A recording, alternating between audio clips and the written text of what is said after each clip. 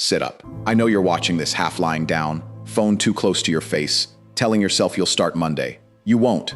Not because you're weak, because you've been lied to about what strength even is. Here's the truth. You didn't lose. You quit. Quietly. Repeatedly. And you called it being realistic. You've watched videos like this before. You nodded. You felt something for 4 minutes. Then you closed the app and did exactly what you always do. Nothing changes because nothing was ever removed. Nothing was ever built. Nothing was ever proven. I'm going to give you the exact 3-step reset that took me from broke, humiliated, and out of options to fully in control of my life. 3 steps, not 10 habits, not a morning routine with candles and affirmations. 3 moves, executed without apology. But first, we deal with the truth you've been avoiding. The one you already know. The one you scroll past every single day because looking at it directly is the one thing you refuse to do. Stay with me. This gets uncomfortable before it gets useful. That's not an accident. That's the design. Comfort is not where change happens. Comfort is where potential goes to die a slow, well-rested death. I want you to notice something before we go any further. You clicked on this video. Out of everything competing for your attention today, something in you chose this. Some part of you is already tired of the pattern, already done with the excuses, already ready for something to actually be different this time. Don't dismiss that part of yourself as naive optimism. Listen to it. It's usually the most honest voice you have, buried under a lot of louder, more comfortable ones that would rather you stayed exactly where you are. I'm not here to inspire you. Inspiration fades by lunch. It's a sugar rush for the ego, and by tomorrow morning you'll be right back where you started, scrolling for the next hit. I'm here to reset you. That's a different job entirely. 2 years ago, I was living off other people's opinions of me. Borrowed identity, borrowed schedule, borrowed excuses. I built a personality out of what other people expected, and I called the exhaustion being busy. I told myself I was in a season. I wasn't. I was in decline. Slow, comfortable, well-disguised decline. Here's the part nobody tells you about decline. It doesn't feel like falling. It feels like resting, it feels reasonable, it feels like self-care, right up until the day you look in the mirror and don't recognize the man staring back. Comfort didn't protect me, it buried me, slowly, quietly, on purpose. And the worst part is, I helped it happen. I made the bed I was drowning in. You know this feeling, the scroll that replaces the workout, the snooze that replaces the plan, the later that replaces the life you said you wanted when you were younger, hungrier, and hadn't yet learned how to lie to yourself so smoothly. Think about the person you were at 17, dreaming about the life you'd build. Now look at the last 7 days. Would that 17-year-old be proud, or would he be disgusted? Sit with that. Don't flinch away from it. I remember the specific night I finally did that comparison honestly instead of hypothetically. I pulled up an old photo, 19 years old, half broke, sleeping on a mattress on the floor, and somehow more certain of who I was going to become than I'd been in years. That kid had nothing. No connections, no capital, no safety net. What he had was standards he hadn't yet learned to compromise on. Looking at that photo didn't feel inspiring. It felt like an accusation. Because somewhere between then and now, I'd traded those standards for comfort, one small negotiation at a time, and told myself each individual trade was harmless. It never felt like a betrayal in the moment. It only looked like one once I lined up all the moments together and saw the pattern. That's the trap. No single day of avoiding the gym destroys you. No single skipped conversation ruins your integrity. It's never one decision. It's the compound interest of 1,000 small ones, quietly accumulating in a direction you never consciously chose, until one day you wake up and don't recognize the trajectory of your own life. Nobody's coming to save you. No mentor is going to knock on your door. No algorithm is going to hand you discipline. No relationship, no promotion, no lucky break is going to install character into a person who refuses to build it themselves. Good. That means nobody can stop you either. That's the trade. You lose the excuse of rescue. You gain the entire authority of your own life. There are 3 moves. 3. That's it. Not 10 habits, not a vision board, not a 5 a.m. cold plunge you'll do twice and abandon. 3 moves that rebuild a man or a woman from the inside out, in an order that actually works, because I tried every other order first and failed at every single one. I'll give you all 3, in full, later in this video. But you need to see the wreckage first, or you'll skip the work. You'll take the framework, apply it for 2 days, and go right back to the version of yourself you're currently defending in the comments section of your own life. So let's look at the wreckage. Honestly, without flinching, let's talk about your actual week. Not the highlight reel you'd post, the real one. The one only you saw. You woke up late, told yourself it was fine. One time doesn't matter, right? Except it wasn't one time. It was the 4th time this week, and somewhere inside you, you already knew that. You said you'd train. You didn't. You said you'd start the project. You researched instead, which is just procrastination wearing a suit and tie, pretending to be productive. You had one hard conversation to have with a partner, a boss, a parent, or yourself, and you swallowed it. Called it keeping the peace. It wasn't peace. It was surrender, wearing a nicer outfit. And somewhere deep down, you know the difference. This isn't a pep talk. This is an intervention. I'm not here to make you feel good for 20 minutes. I'm here to make you accurate about your own life, because accuracy is the only thing that has ever produced change in the history of the human species. Not hope, not vibes, accuracy. Every small betrayal adds up. You don't fall off a cliff. You walk down a slope, one skipped promise at a time, telling yourself the incline isn't steep enough to matter. It matters. You skip the gym once. That's a decision. You skip it a second time. That's a pattern. You skip it a 10th time. That's an identity. And once it becomes an identity, you stop even noticing you're doing it. It just becomes who you are. And the worst part? You knew. Every time. You knew and you did it anyway. Nobody forced you to scroll instead of train. Nobody forced you to accept mediocrity from yourself. You chose it, in small increments, disguised as reasonable choices, 1,000 times over. That's not a discipline problem. That's an identity problem. Discipline is downstream. Identity is upstream. You can't out-discipline an identity that has already decided who you are. You've stopped believing you're the kind of person who follows through, so you stop trying to prove it. Why train hard for a body you've already decided won't change? Why chase the goal for a life you've already decided isn't coming? Let me paint the picture more precisely, because vague accusations don't move anybody. Specific ones do. You've got a phone that knows you better than your own family does. Knows exactly which color, which sound, which flicker of dopamine keeps you scrolling for another 40 minutes when you told yourself just 5. That's not weakness of character. That's a design system built by extremely intelligent people, specifically engineered to extract your attention and sell it. And you keep handing it over for free every single day while telling yourself you don't have time to build the life you actually want. You've got relationships you're tolerating instead of choosing. People who drain you and call it friendship. People who mock your ambition and call it keeping you grounded. You know exactly who they are. You've known for a long time. You just haven't had the spine to do anything about it yet. You've got a body that's been quietly filing a complaint for months. Tired in the mornings, foggy in the afternoons, running on caffeine and willpower fumes, and you keep promising it next Monday, like Monday has ever once saved anybody. You've got a bank account that reflects exactly how seriously you take your own future, not your income, your seriousness. Anyone can make excuses about the economy. Not everyone spends what little they have, proving they don't respect where they're headed. Let me go further, because vague truth is easy to nod along to and then forget.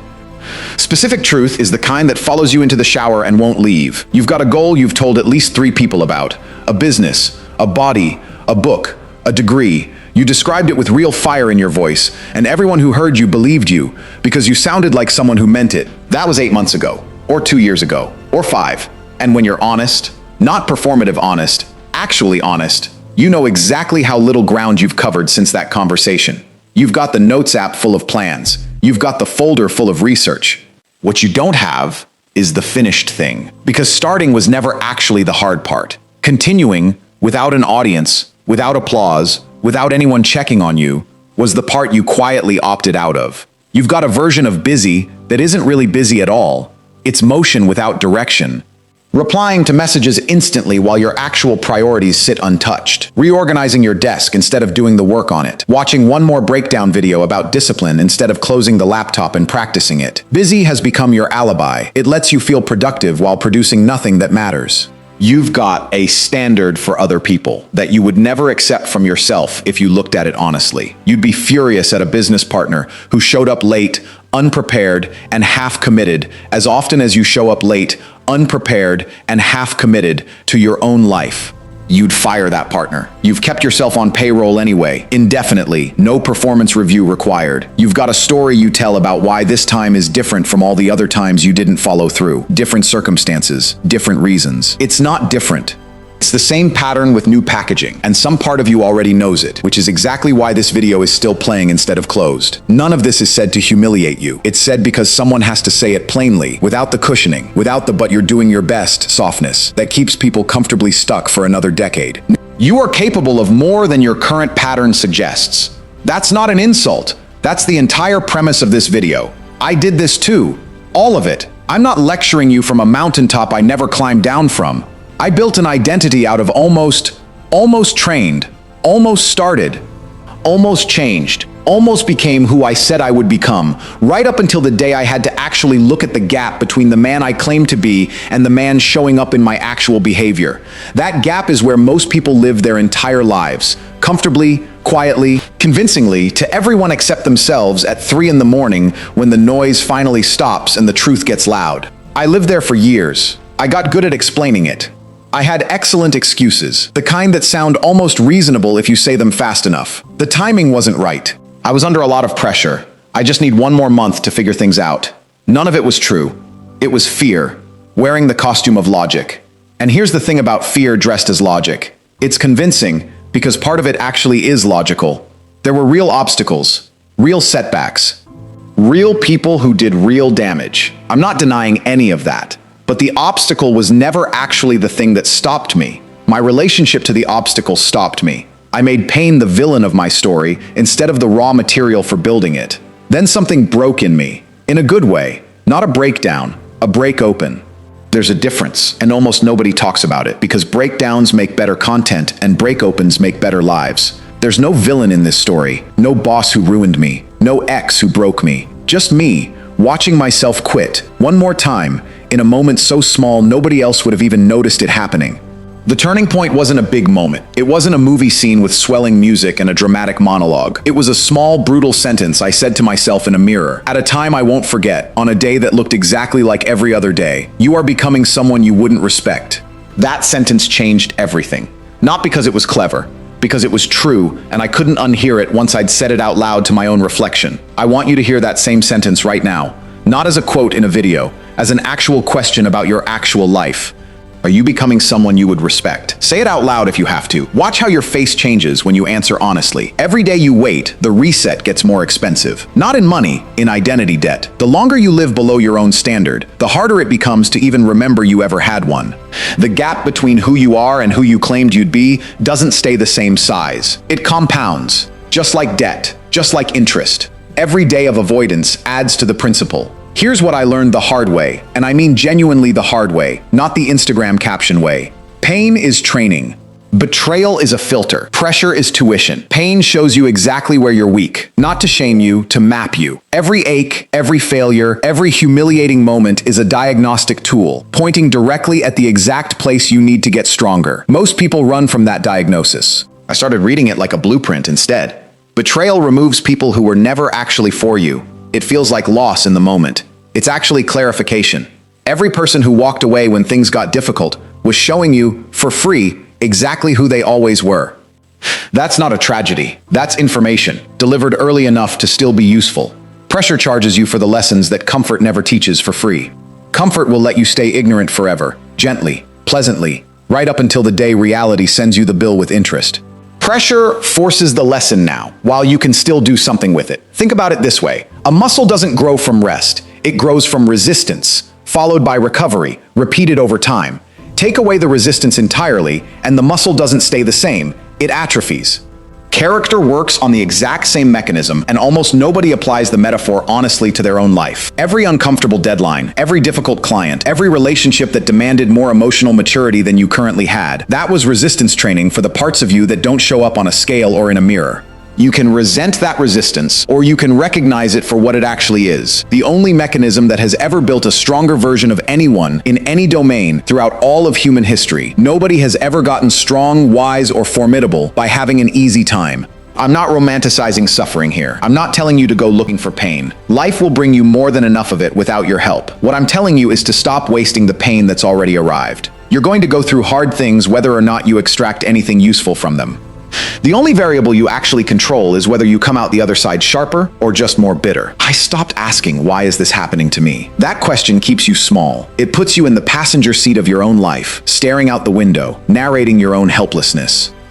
I started asking, what is this training me for? That single shift in language changed the entire trajectory of how I moved through hardship. Same circumstances, completely different relationship to them. That single shift is where the real reset begins. Not in your calendar, not in a new app.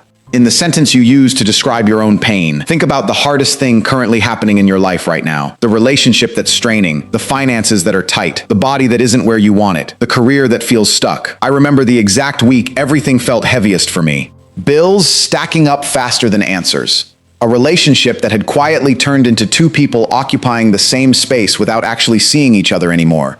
A body I'd stopped recognizing in photos. A version of ambition that had curdled into low-grade dread every time I opened my laptop. I wanted, more than almost anything else in that period, for someone else to be responsible for it. A boss who didn't appreciate me. A partner who didn't understand me.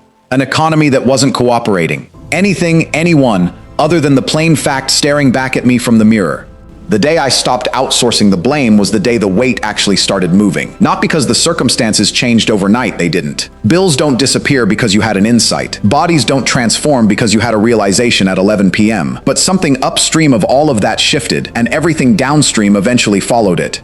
Now ask the second question instead of the first. Not why me, ask, what is this specifically training me to become capable of handling? What skill, what standard, what version of myself does this situation require, and am I currently building that version, or am I still waiting for the situation to change on its own?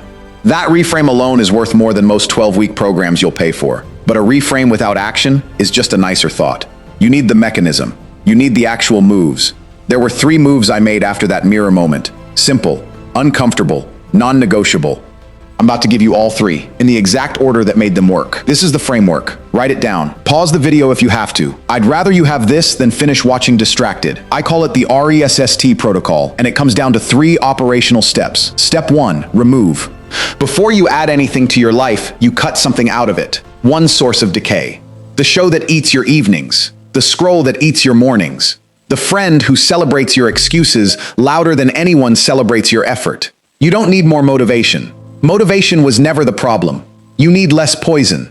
Most people are trying to build a stronger structure on top of a foundation that's actively rotting and wondering why nothing holds. Removal isn't about willpower, it's about environment. Delete the app instead of promising yourself you'll use it less. Block the number instead of promising yourself you'll set a boundary eventually. Cancel the subscription instead of promising yourself you'll watch it in moderation. Moderation is a myth sold to people who don't want to make the actual decision. Pick one thing right now, not 5. 1. The thing you already know is draining you. You knew what it was before I even finished the sentence. That instant recognition is your answer. Here's why removal has to come before anything else, and why almost everyone gets this order backward. They try to add a new habit, a workout plan, a morning routine, a reading goal, directly on top of an environment still packed with the exact triggers that killed the last 10 attempts.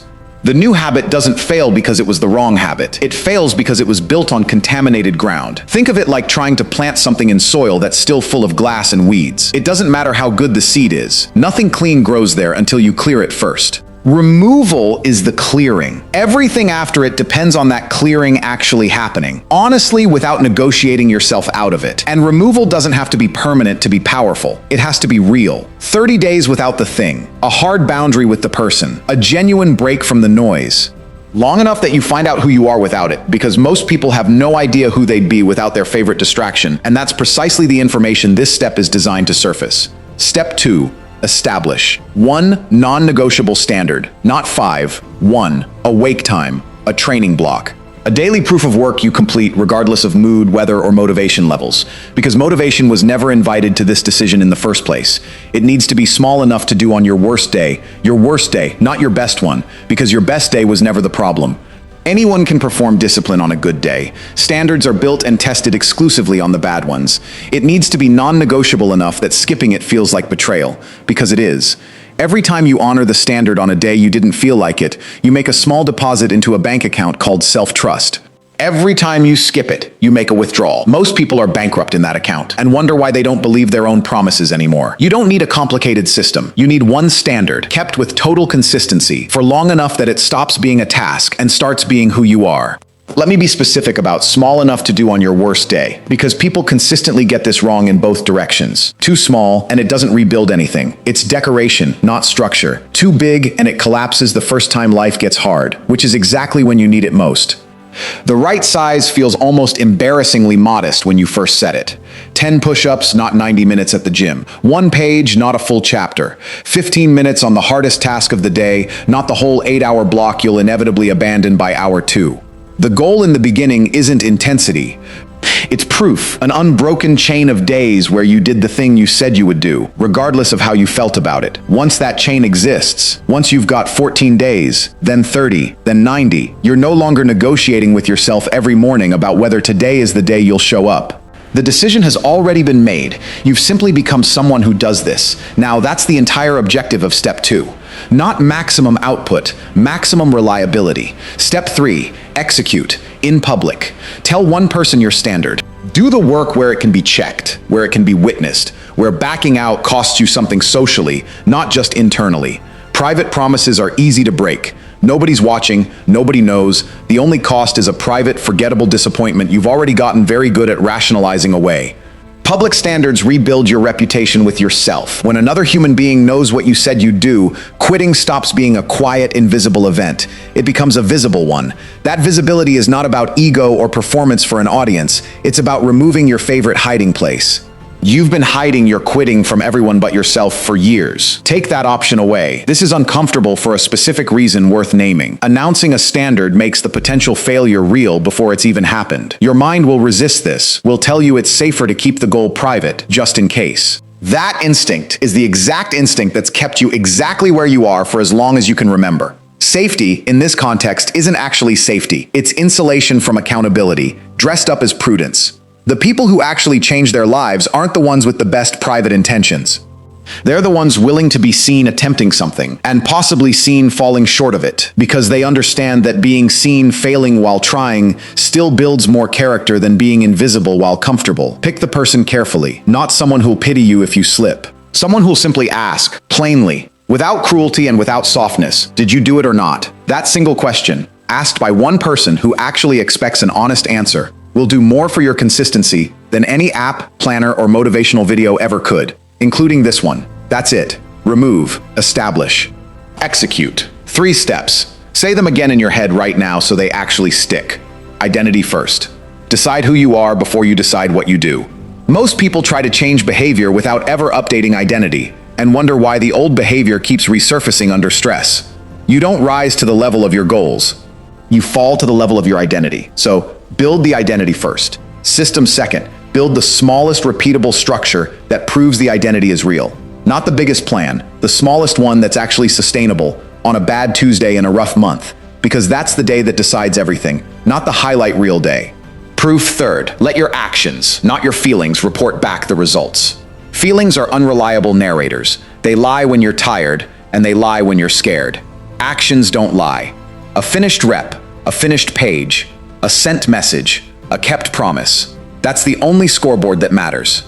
Here's why this order, identity, systems, proof, matters more than the specific tactics you choose. Most people reverse it without realizing it. They chase proof first, hoping a single big result will finally convince them they're capable. 1 good week at the gym, 1 good month in the business. Then the result fades, motivation fades with it, and they're back to zero, wondering why nothing sticks. It doesn't stick because proof without identity is just a mood. It feels good for a while and then evaporates, because there was no foundation underneath it to hold the gain in place. Identity has to come first. You have to become in your own private self-concept the kind of person who does this, before the results show up, not after. The results are the echo of the identity. They were never supposed to be the cause of it. That's uncomfortable to hear, because it means you can't wait for evidence before you commit. You have to commit before the evidence exists. That's not blind faith. That's just how identity has always been built, by every person who ever became something they weren't already. Step 3 is the one that separates people who talk from people who change. Anyone can whisper a goal into a journal at midnight and feel very inspired about it. Almost nobody will say it out loud to a real person with real stakes attached, and then actually show up the next morning. That's the line. Cross it today, not next week. So, are you the person who quits quietly and calls it realistic? Who scrolls past hard truths and calls it self-care? Who waits for circumstances to change while doing absolutely nothing to change alongside them? Or are you the person who removes the poison, sets the standard, and executes in front of witnesses, starting today, not eventually, not when things calm down, not after this one last week off? You have 72 hours. starting now, not tomorrow morning, not after you finish this video and 3 more like it. Now. Day 1, remove one specific comfort completely. No half measures, no I'll cut back. Cut it out. Feel the discomfort. That discomfort is the sensation of your standards coming back online. Day 2, establish one non-negotiable standard and tell someone, out loud, by name, with a specific time and a specific action, so there's no ambiguity left for you to hide inside. Day 3, deliver one piece of visible proof, a finished task, a hard conversation you've been avoiding, a workout you didn't skip even though you had the perfect excuse ready. Then notice how that single piece of proof feels completely different from another day of almost. I want to be clear about what this 72-hour actually is, because it's not a challenge in the gimmicky sense. It's not about proving anything to me, to the comment section, or to anyone watching. It's a deadline you're setting for yourself, on purpose, because deadlines are one of the only forces on Earth that reliably beat procrastination. Vague intentions die quietly. Specific deadlines, spoken out loud, are much harder to abandon without noticing. Write the 3 days down somewhere you'll actually see them, not in a notes app buried under 40 other notes. Somewhere visible, a mirror, a lock screen, a sticky note on your desk. Day 1, the removal. Day 2, the standard. Day 3, the proof. 3 days, 3 decisions. That's the entire ask. And when day 3 arrives, don't let the moment pass without acknowledging it. Most people complete something hard and immediately move on to the next thing, robbing themselves of the one ingredient that actually rewires identity: recognition. Stop. Notice what you did. Say it plainly to yourself. I said I would, and I did. That sentence, repeated enough times, is what eventually replaces the old identity with the new one. Comment reset below if you're starting the clock right now. Not tomorrow, now. I want to see that word from the people who actually mean it, not the people who will scroll past and forget this by dinner. Screenshot this video. Set a reminder for 72 hours from this exact moment. When it goes off, watch this again and tell me honestly, who's talking? The old version of you, still explaining, still delaying, still comfortable? Or the version you just built, standing on 3 days of actual proof? The reset isn't coming to find you. Nobody is going to deliver it to your door wrapped in a bow. You are the reset. You always were. You just needed the mirror, the framework, and the deadline. Understand what you're actually choosing between here, because it's rarely framed this honestly. You're not choosing between comfort and difficulty. You already have difficulty, it's just currently unproductive, aimless, dressed up as stress instead of training. The real choice is between difficulty that builds something and difficulty that just wears you down while building nothing at all. Every version of you that came before this moment made the best decisions it knew how to make with the tools it had.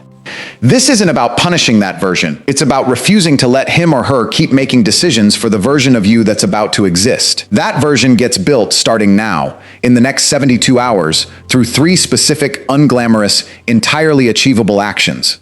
No one is exempt from this. Not the people with more resources than you, not the people with less. Everyone who has ever built something worth respecting went through some version of this exact reckoning: the mirror, the honest inventory, the decision to stop negotiating with their own standards.